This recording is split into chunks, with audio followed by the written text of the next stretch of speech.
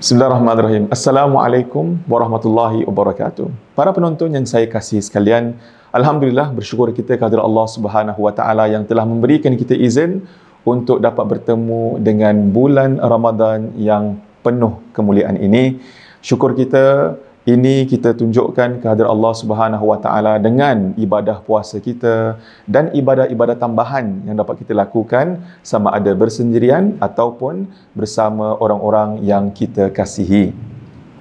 Pada hari ini saya akan membincangkan tentang topik menunjukkan rasa syukur dan berterima kasih kepada orang dan juga kepada Allah Subhanahu wa taala. Kita semua maklum kita berada di dalam satu fasa kehidupan yang mungkin tidak pernah kita lalui sebelum ini. Dan mungkin juga tidak akan kita jumpa lagi dalam masa yang terdekat insya-Allah. Ini merupakan salah satu waktu yang mencabar untuk semua orang dan saya yakin anda juga menghadapi sedikit kepayahan dan keperitan di dalam waktu ini. Apa yang saya ingin ketengahkan pada hari ini adalah pentingnya kita untuk mengucapkan rasa syukur dan berterima kasih kepada orang-orang yang berada di sekeliling kita. Orang-orang ini mungkin adalah ibu bapa kita, pasangan hidup kita, anak-anak kita, teman kita, jiran kita. Ini adalah orang-orang yang sentiasa kita melihat setiap hari, kita berbicara dengan mereka setiap hari, tetapi mungkin kita terlepas pandang untuk mengucapkan terima kasih kepada mereka. Bukan apa, ucapan terima kasih ini bukanlah berat mana pun. Tetapi tuan-tuan dan puan sekalian, nilainya begitu berat sekali di sisi orang yang menerimanya. Kerana sebagai seorang manusia, kita semua ada keinginan untuk dilihat sebagai seorang yang telah memberikan sumbangan, yang telah menambah nilai dalam kehidupan orang lain, yang telah meringankan beban orang lain dengan kerja kita.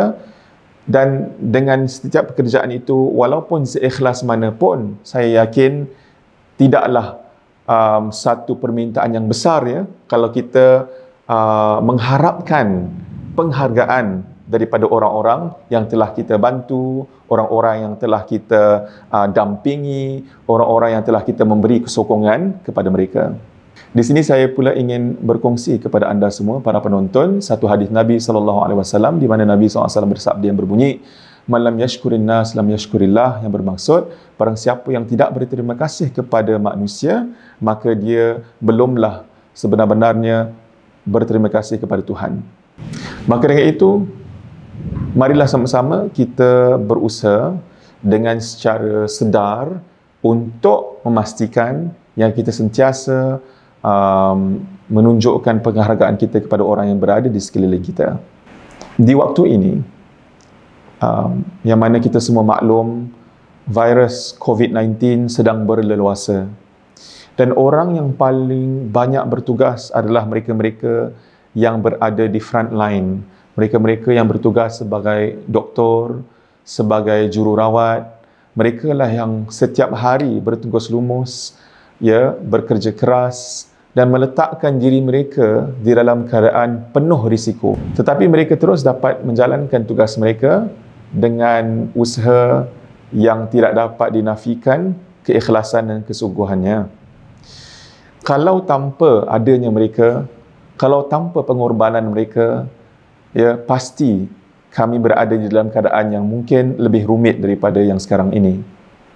Sebelum saya memulakan recording ini tadi, saya mendapat khabar daripada seorang teman yang beliau baru sahaja mendapat berita baik daripada doktor kerana sebelum ini beliau diletakkan di dalam hospital kerana telah dijangkiti COVID-19.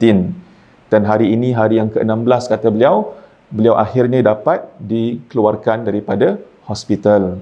Salah satu perkara yang beliau katakan kepada saya, "Ustaz, saya sangat-sangat menghargai servis layanan yang diberikan oleh para doktor dan juga jururawat kerana mereka sangat-sangat menenangkan keadaan saya dan juga perasaan saya, emosi saya, kerana waktu itu saya bimbang, saya takut. Saya takut dengan kesudahan yang tidak menentu. Saya bimbang sekiranya saya tidak dapat terus menjaga dan menyumbang kepada ahli keluarga saya yang tercinta. Dan dengan itu saya sangat-sangat merakamkan terima kasih kepada mereka sebelum saya meninggalkan hospital ini, kerana tanpa mereka pasti dan tanpa layanan yang luar biasa ini pasti saya mungkin dalam keadaan yang muram sepanjang beradanya saya di dalam hospital itu. Allah Subhanahu wa taala berfirman, wa qalilan min ibadiyas syakur, dan sangat sedikit hamba-hambaku yang bersyukur. Apa kata kita jadikan azam kita di dalam bulan Ramadan ini untuk kita menjadi golongan manusia di mana Allah sebutkan itu kita ini dalam minoriti. Kita ini dalam golongan minoriti. Kita ini bukan dari golongan majoriti yang mungkin susah nak mengucapkan syukur sama ada kepada orang ataupun kepada Allah. Dan di dalam bulan Ramadan ini juga, marilah sama-sama kita bersyukur kerana kita tahu sebelum Ramadan ini kita mendapat khabar dan berita teman-teman, saudara mara kita yang telah kembali ke rahmatullah. Mereka telah diambil oleh Allah Subhanahu wa taala pada mungkin bulan Rajab atau bulan Syaban yang lalu. Mungkin sangat dekat waktu mereka dengan Ramadan, tetapi Allah Subhanahu wa taala mengambil mereka terlebih dahulu. Ini bukan menunjukkan satu petanda yang tidak baik, tetapi untuk diri kita, kita mengucap syukur kerana kita diberikan satu lagi peluang sekurang-kurangnya untuk meraih segala pahala dan segala peluang untuk melakukan kebajikan dan ibadah di dalam bulan Ramadan ini. Yang kami tahu dan kami yakin pahalanya sangat luar biasa yang tidak boleh ditandingi dengan amalan di dalam bulan-bulan di luar Ramadan. Ya, maka saya mengajak para penonton semua untuk kita mendidik diri kita, mengajar ahli keluarga kita dan juga membiasakan ini sebagai satu sehingga ia menjadi satu lumrah, ya.